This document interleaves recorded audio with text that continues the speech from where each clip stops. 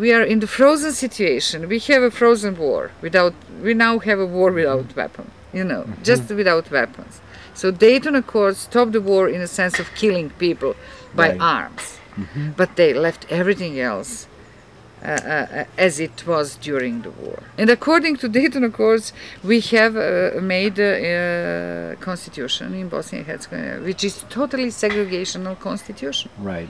In preamble of this constitution, it is written that Bosnia and Herzegovina is the state of Bosniaks, Serbs and Croats. So, where am I in this story? I'm no member of no one of those. I have 6 different ethnic branches in my blood, and I am at least cosmopolitan. But I am a citizen of this state. And even I remember... And I have no one right as a citizen, because it is not a state of citizens. It is a state of members of ethnic groups. So they divided even soldiers according to the ethnic membership. The society divided politicians according to the ethnic membership. You can't participate in power. You can't be voted for if you don't consider yourself as a member of one of those 3 ethnic groups, which is absolutely outside of European standards, absolutely outside of human rights standards, absolutely outside of democratic standards. So it has nothing with the normal society. But it was the same in Rwanda. It is the same in Israel today. It's the same in Iraq, in Afghanistan, in all other parts of the world. It's nothing special, here. What are the most critical changes that need to be made? Politicians who are in power. During the war, there were at least 2 levels of life.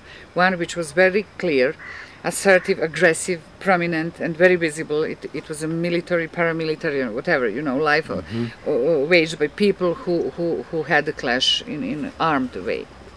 And all media followed this life.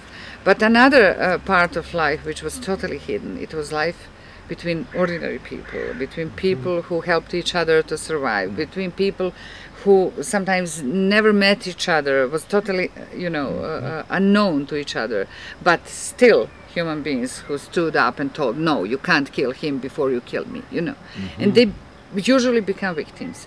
They usually were killed by the arms of their compatriots, just because they have had this moral courage to say no in the face of evil. It's enormously important to leave to the future generations documentary trace about possibility of choice. That it is always possible to stay a human being, and that it is never connected with your ethnical, race, national, faith, or any other membership, but that it is always connected with your moral and ethical norms at the same time.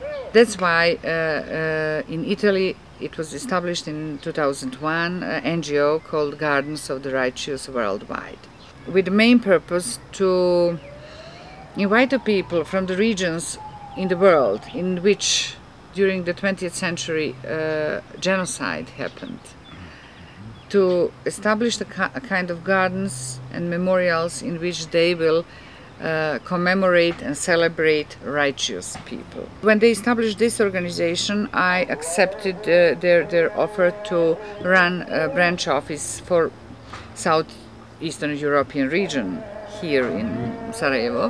From my point of view, it will be the largest open classroom of ethics and ethical behavior for the future generations.